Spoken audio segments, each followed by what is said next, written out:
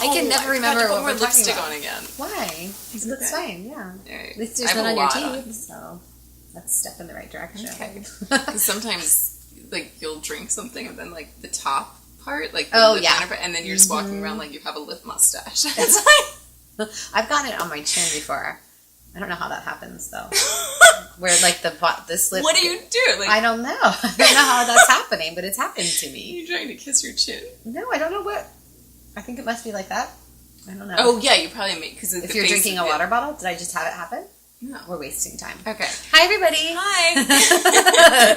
Welcome to MAMALOGUES. Welcome. Yes.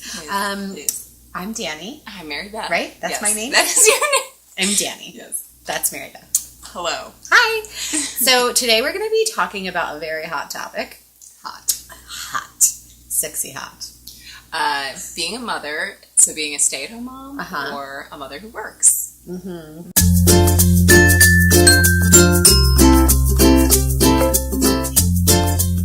My stomach already started turning knots just thinking about it. Yeah. It's like that thing that you don't think you're going to be that concerned about until, like, objectively looking at it, and then you have kids, and you're like, oh, God, what do I do? I know. Well, for me, I am a working mother. And you are... Oh, I'm supposed to say something. Well, I don't know what I am. For the first year, I was a stay-at-home mom. She's having an identity crisis. I am right now. Because for the first year, I was a stay-at-home mom. Yeah, the air conditioning just came on, so I don't know. I think it's fine. I'm just going to mention that the air conditioning is on. It's very hot, so if you hear a little noise, that's the air conditioning. We're going to keep on going. At least it's not raining. So that's true. Mm-hmm. I also teach at a college, but I didn't start doing that until the little guy, who you can hear, was over a year. So, and that's very part-time. Right. Okay, so long story short, I'm still stay-at-home for the most part. You do both. Yeah. A little bit of she does a little bit of both. Yeah. I was raised mostly by a stay-at-home mom, so I can talk a little bit about that.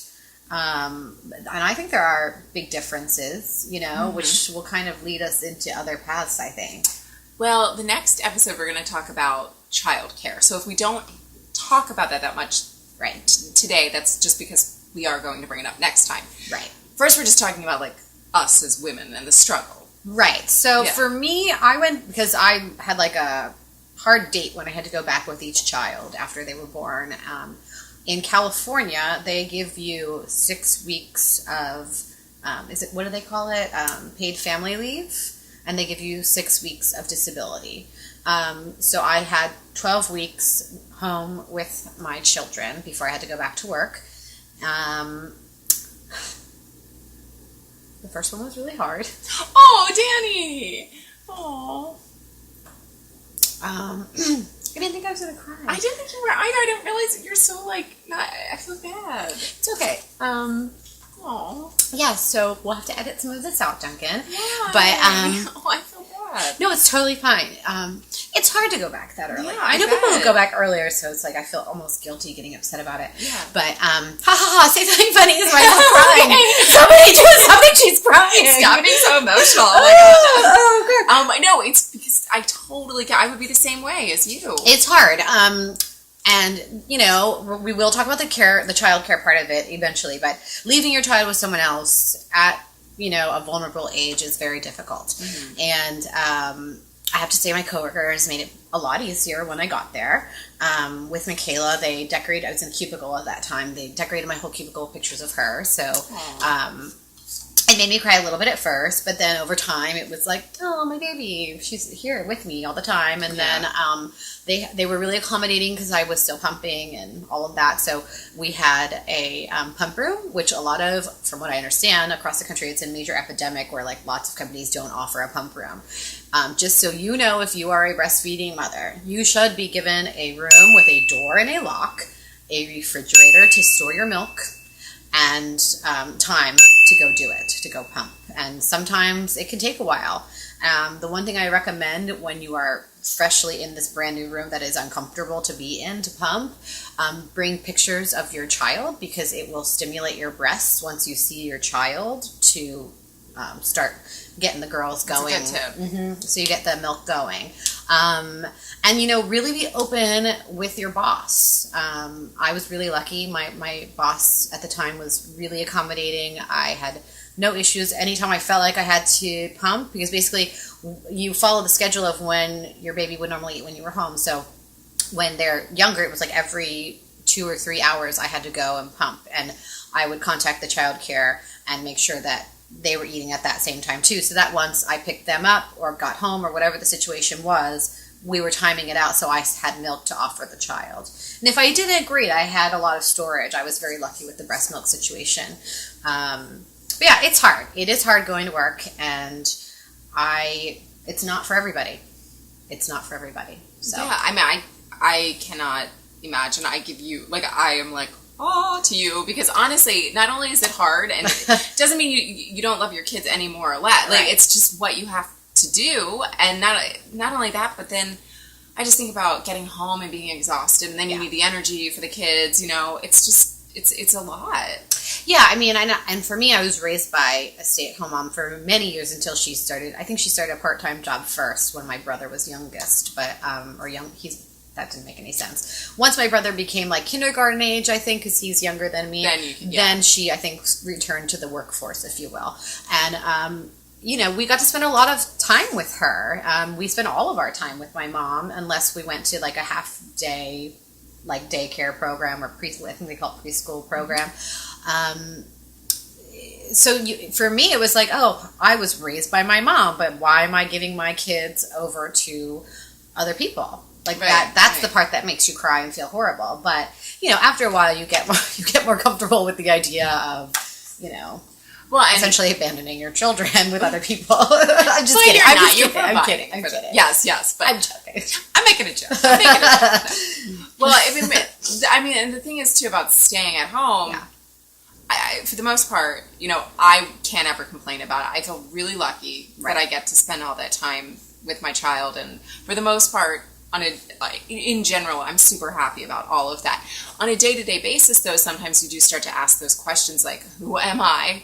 Like, I don't feel like a human all the time, because you're just, all you care about constantly is this other being, which is good and makes you feel like, a better person for sure. But at the same time, you almost forget to ever think about yourself. I feel like all the working moms are probably sitting at home saying, what do you do with your time when he's sleeping? Like, because I think in my fantasy world, I picture stay-at-home moms with a cocktail and like fanning themselves. Right. I'm just kidding.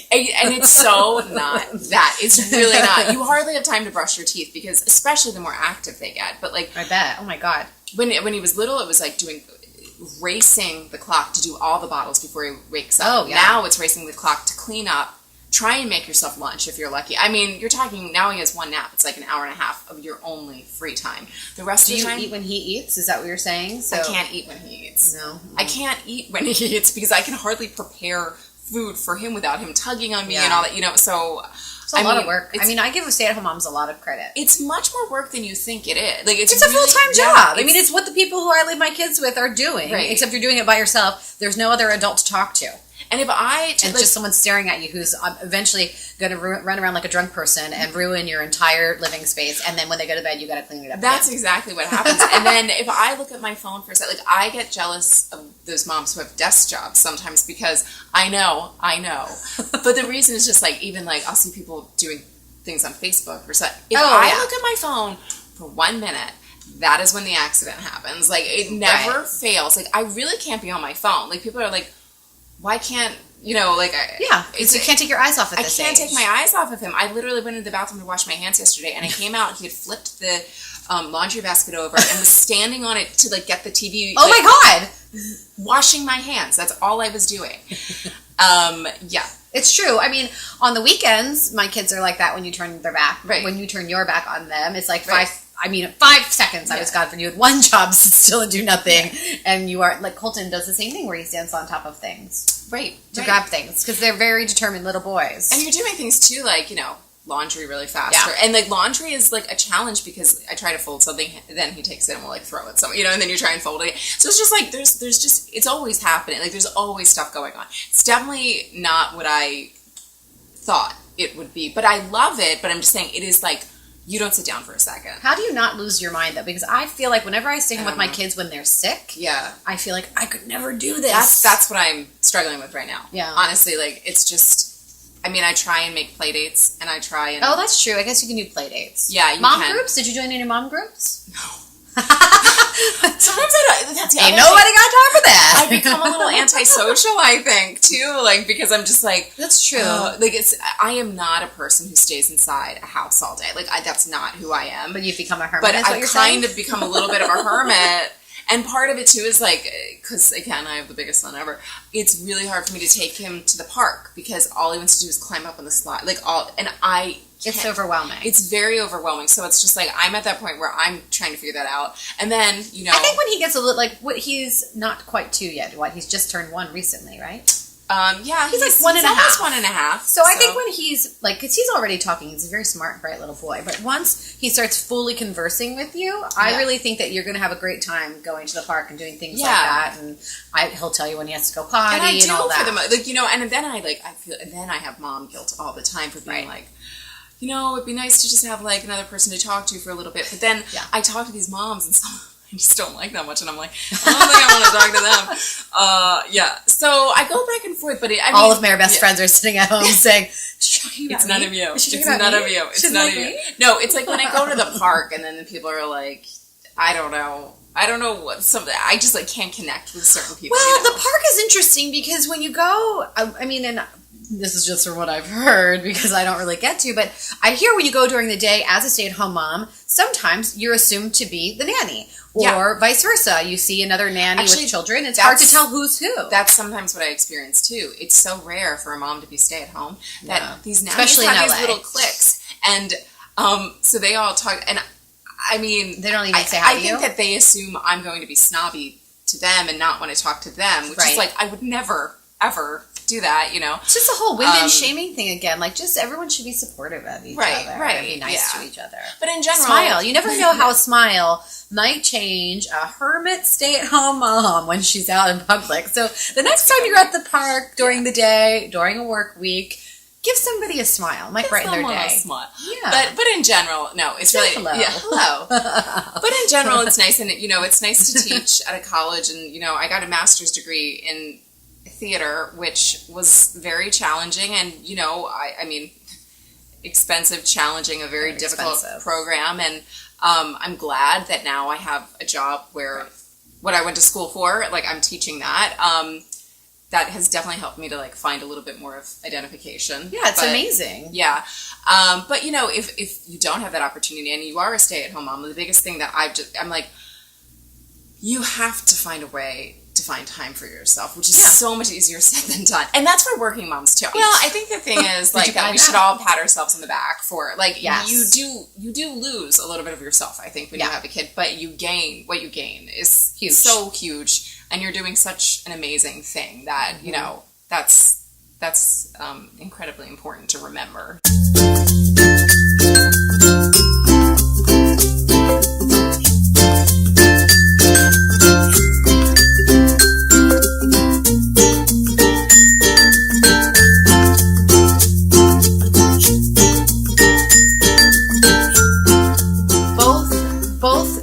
Of moms, whether they stay at home or are working moms, are making sacrifices, for their family and caring for their children in the best way that they possibly can, and that's what's important to remember. I don't really think there's a product. Is there? Well, you would say wine. After you get home, yes. I would second the wine. See? Once Daddy gets home. Yeah. Yes. That's hysterical. And chocolate. I would add chocolate. Ooh, that's, you know what? Mm-hmm. Chocolate does get you through. So we have some questions. Yes. Once again, from our very supportive group of ladies in the blogosphere, if you will. Do you want to do your question first? Sure. Okay. So this is from Kayla N. Hi. Adventures of a Young Mother is her blog. Yes. I don't know things about technology. We're gonna include the links to their blogs, probably either on the screen right below us or in the description. You're gonna check out. Yeah. If you want to go check out their blogs. And she wants to know if you have any tips for a mother who is struggling to give up work and stay at home. So, interesting. Yeah. That's like the opposite. Right. Of me, anyway. Well, and I mean, I get that completely. I guess, That's sort of what you're dealing with. I did. Yeah, absolutely. So, yeah, I mean, I'm not going to lie, it can be really hard. But, the benefit is that you get to stay home with your kid, which is kind of what that's the dream, right? Right. So it's great, and you get to see your kid grow every day, and, you just have to remember it's not going to be forever.